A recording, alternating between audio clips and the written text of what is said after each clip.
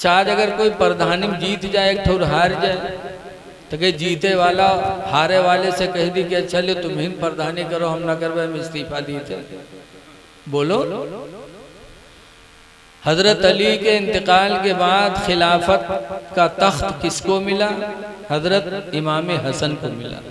बड़े लड़के थे, लेकिन जब ये बैठे 6 महीना खिलाफत का काम किया और उसके बाद यजीद के अब्बा हजरत मेरे माविया से सुलह कर ली। कहा ये खिलाफत मैं आपके हवाले करता हूँ, 6 महीना मैंने ये काम किया लेकिन इसमें मैंने कोई मज़ा नहीं पाया, इसको आप ले लो। दे दिया तो हजरत मेरे माविया 1 साल के बाद 1 लाख दिरहम वजीफा हजरत इमाम हसन को देते थे। दे दी खिलाफत। एक मर्तबा देर हो गई, साल पूरा हो गया और 1 लाख दिरहम अमीर माविया की तरफ से इमाम हसन को नहीं मिला। तो कलम मंगाया, कागज़ मंगाया शिकायत करने के लिए अमीर माविया से कि वजीफा मेरा पूरा हो गया, मिला नहीं। इतने में फिर रख दिया। रात हुई तो ख्वाब में इमाम हसन ने रसूलुल्लाह को ख्वाब में देखा। हुजूर ख्वाब में तशरीफ लाए। कहा बेटा हसन, तुम मेरी औलाद हो और सब्र का दामन तुमने छोड़ दिया, बेटा सब्र करो। कहा हुजूर इसीलिए लिखने जा रहा था, फिर मैंने सब्र कर लिया, नहीं लिखा। हुजूर फरमाते हसन इस सब्र का बदला अल्लाह तुमको बेहतर अता फरमाए। नहीं शिकायत की। और सुबह हुई तो हजरत मेरे माविया की तरफ से 1.5 लाख दिरहम आया और लिखा मेरे माविया ने कि हसन 1 लाख दिरहम जो वजीफा आपका था वो ये है, और 50,000 दिरहम जो मुझसे देरी हो गई उसकी वजह से, ये देरी की करने की वजह से 50,000 ले लो और मेरी तरफ से जो तकलीफ हो उसको माफ कर। पता चला इमाम हसन ने पूरी जिंदगी सब्र किया। वैसे ऐसा सब्र कि इतनी बड़ी सल्तनत हवाले कर दी। ऐ लोगों, अहले बैत का जलसा कराए हो तो सब्र करो, कोई भी मामला आए तो सब्र करो, बदला ना लो।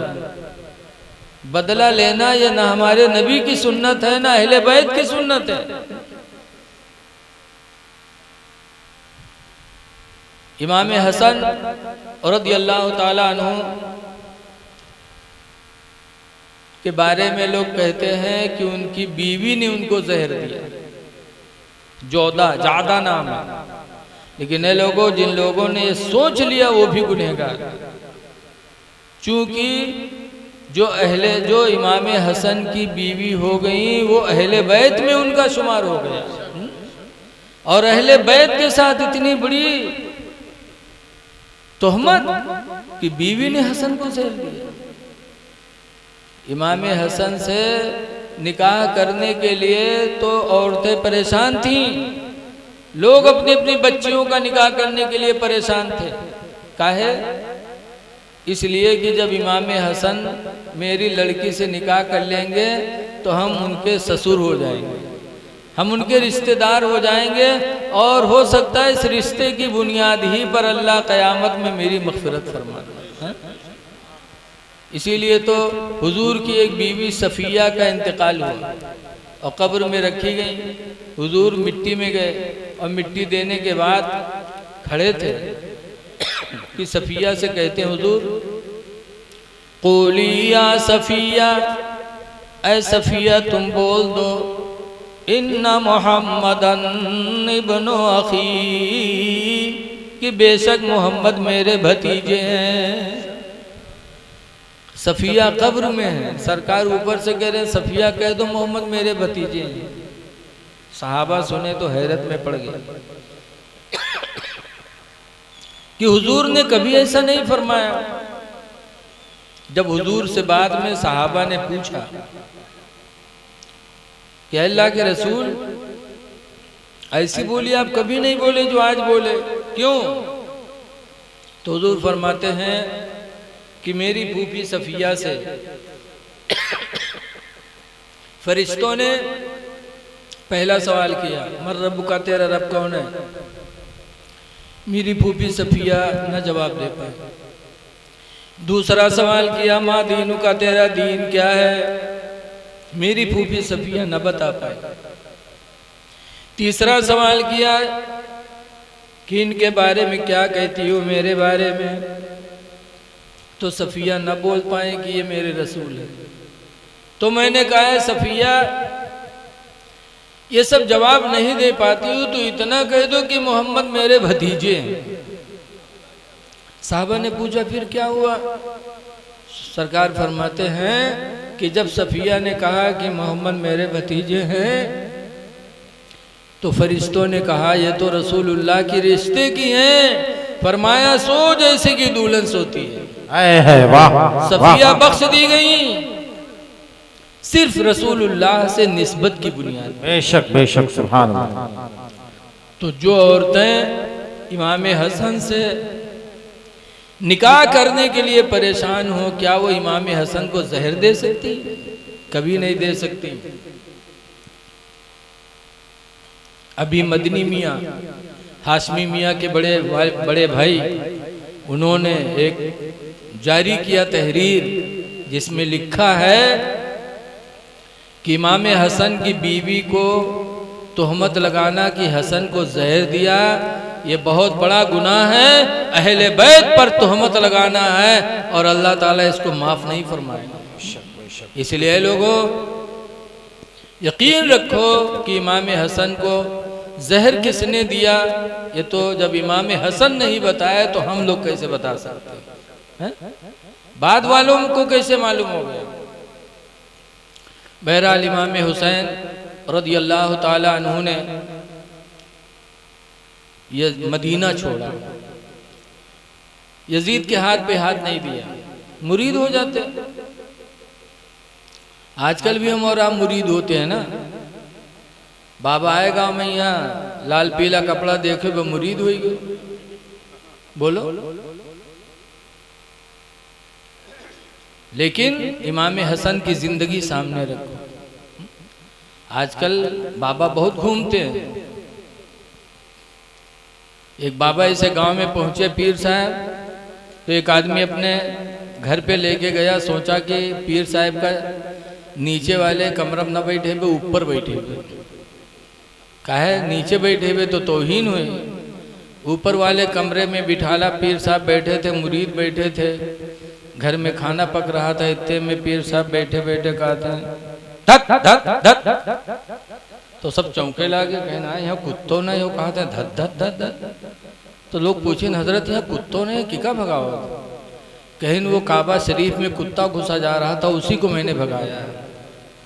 तो मुरीद कहें हाँ हमारे पीर साहब तो बहुत पहुँच वाले, यहाँ बैठे हैं और अरब में यहाँ काबा है, काबा में कुत्ता घुसा जाते हैं, यहाँ से देख लिए तो भगाई दी। तो सब और बड़ी मोहब्बत से देखे लगे कि बहुत हमारे पीर पहुँच वाले हैं। लेकिन जिनके घर में मेहमान बने रहा, वो घर की जो औरत खाना बनावत रहा, वो बहुत होशियार रहा। उसने जब देखा, खैर जब खाना तैयार हुआ, दस्तरखान सजाया, और जब खाना निकाल निकाल के वो औरत भेजने लगी, तो प्लेट में एक तरफ चावल और एक तरफ गोश्त लगा लगा के सब प्लेटों में भेजा। और पीर साहब के लिए जो टठिया बड़कईवा रहा, उमर नीचे गोश्त रख दी, ऊपर से भात रख दी, और के बाद पीर साहब के सामने रखी। हजरत बिस्मिल्लाह करो।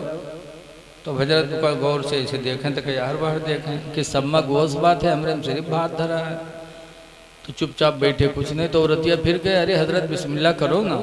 तो फिर यार बार देखें, सोचा अभी का पता चले कि यहाँ गोश्त नहीं दे दे।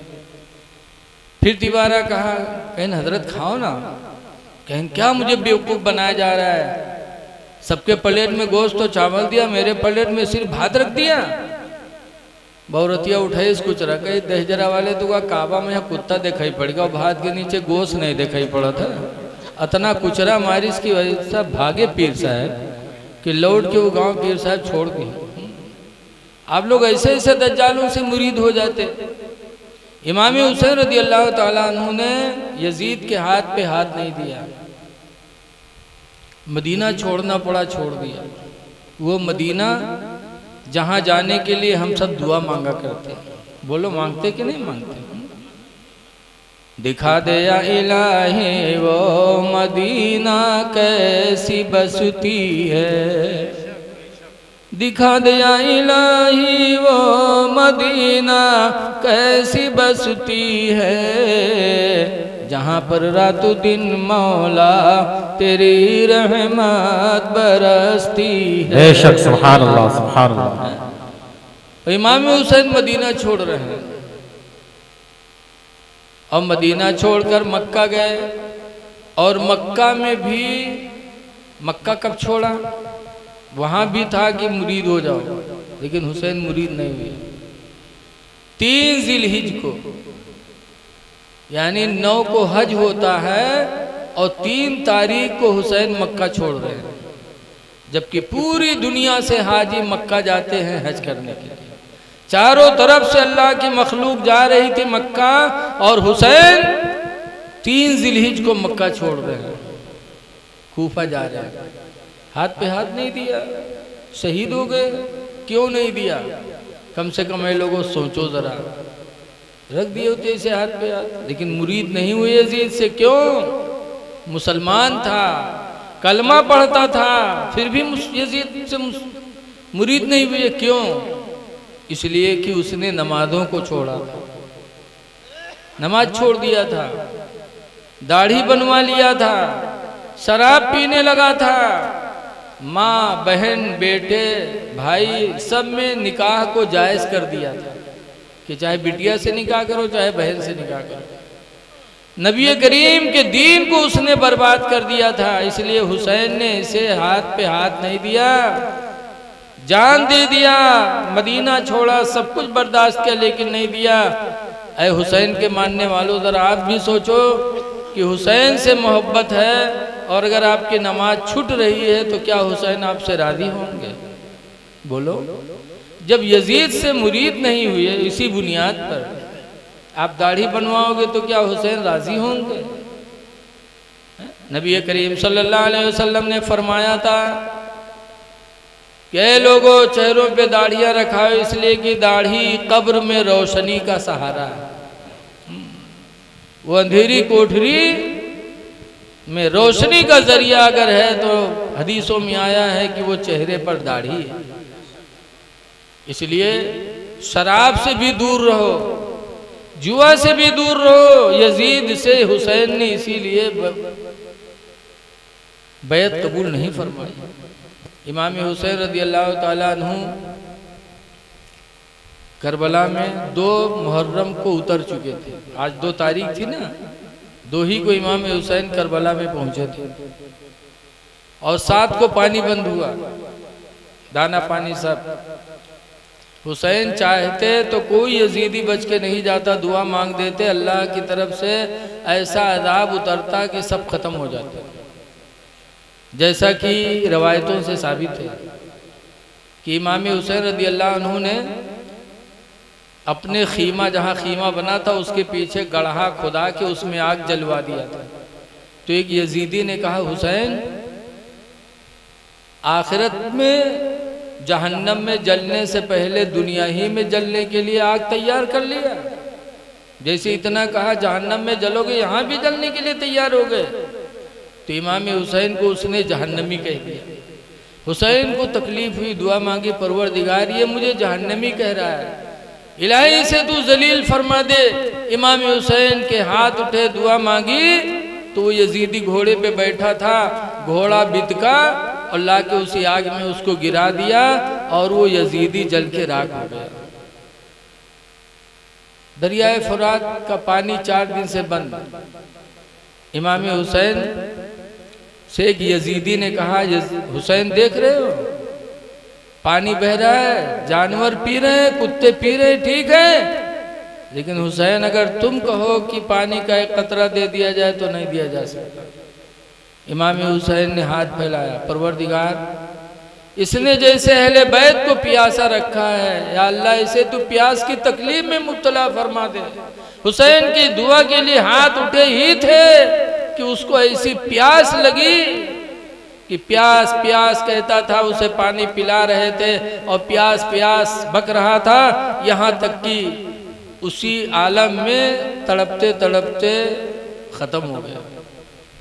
एक ने कहा था कि हुसैन तुम अपने आप को नबी का नवासा क्यों कहते हो, नबी के नवासे नहीं हो। सुना हुसैन ने तो इतनी तकलीफ हुई जैसे हमको कोई कह दे कि तुम अपने बाप की औलाद नहीं हो, तो कितनी तकलीफ होगी।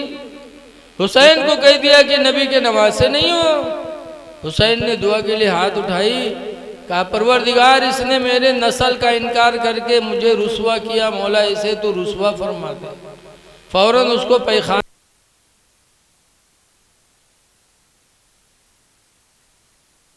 के मार दिया डंग।